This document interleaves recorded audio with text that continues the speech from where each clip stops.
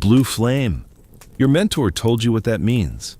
You have maybe 90 seconds before the air in this pit finishes what it started. You are 17 years old. You are standing in a hole beneath the city of London. The city above you is sleeping. It does not know you are here. It does not want to. How did you get here? Well, 6 days ago you had a master. 3 days ago you had a roof. Now, you have a shovel and a hole in London. Your master died of the sweating sickness in 1584. That is not a tragedy. That is a Tuesday. And in 1584, unemployed is just another word for criminal. You've been wandering the streets for 3 days. Your stomach is not empty. Your stomach has ceased to exist as a concept. A man appears. He does not offer you a hand. He offers you a choice. He drops a silver shilling into the mud. It makes a sound like a door closing. If you pick it up, you eat tomorrow.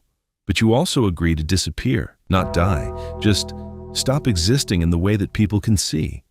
He tells you the hours, 9 in the evening until 5 in the morning. He tells you the rules, no torches, no noise, no acknowledgement in daylight. He tells you the job title, and you almost laugh, except you haven't laughed in 3 days, and your ribs hurt. You are going to be a nightman. Of course you do. You're starving, not stupid. A Gong farmer, or nightman, or raker, the city uses the terms interchangeably depending on how polite it is feeling, is responsible for emptying the cesspits beneath the city's privies. Every house, every inn, every lord's manor, every palace. Someone has to go down there and take out what the city put in. That someone is you now. Congratulations. Blue Flame, get out. That is it. That is the entire safety training. The methane and hydrogen sulfide rising from the pits will turn the flame blue before it kills you. You have about 90 seconds from blue flame to unconsciousness. Your mentor does not say what happens after unconsciousness. He does not need to. You are standing above a cesspit. You can work it out. He teaches you the rhythm of the rake, long, slow strokes, never fast. Fast splashes. You learn to breathe through your teeth, using them as a filter against the thick, heavy air. You learn to walk with your weight spread because the wooden boards above older pits are rotted and will swallow you if you give them the chance. By the end of the first night, you have learned that the human body is mostly water, that time moves differently underground, and that you will never again smell a rose without thinking of this. You go home as the sky turns gray. You do not sleep. You just sit and think about the shilling. It was worth it. That is the most unsettling thought you have ever had. By the time you are 20, the smell has become your skin. You scrub yourself every morning with lye soap until your forearms bleed. It does not help. The night soil, that is what they call it, night soil, as if giving it a poetic name makes it more bearable, has worked itself into your pores in a way that no amount of scrubbing removes. You smell like the city's secret. The city does not appreciate the reminder. You notice children pointing. You notice mothers pulling them away like you are contagious. You notice merchants who will take your coin, but will not let their hands touch yours. You flinch the first time it happens. By the 40th time, you stop flinching. You start watching instead. Because here's the thing no one tells you about being invisible. You see everything. While London sleeps, you are its only witness. You know which merchants leave candles burning past midnight and why. You know which noble family has been quietly sick for 3 weeks because of what their cesspit tells you. You know who buried something they shouldn't have because you found it. The city treats you like a ghost, so you have learned to watch it the way ghosts do. From underneath, from behind, from the parts it pretends don't exist. You are 20 years old. You are already fluent in a language no one admits is spoken. Here is something the history books skip over because it is uncomfortable.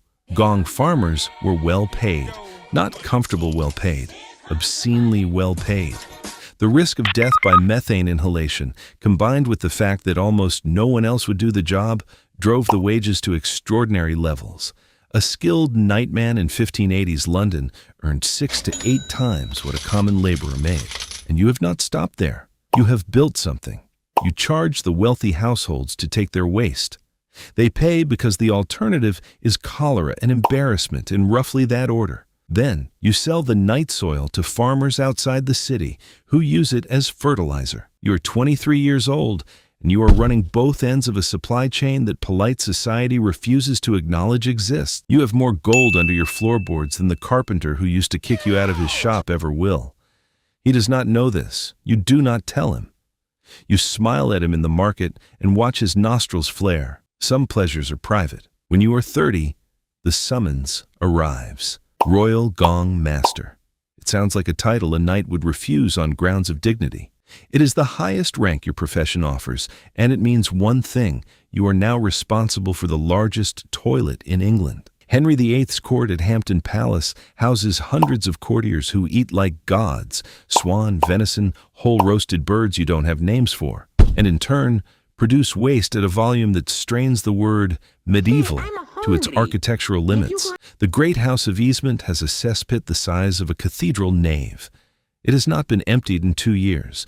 You and a crew of 10 men spend 3 weeks in it. The Crown, to its credit, is not entirely without mercy. You are provided a gallon of brandy per man per night.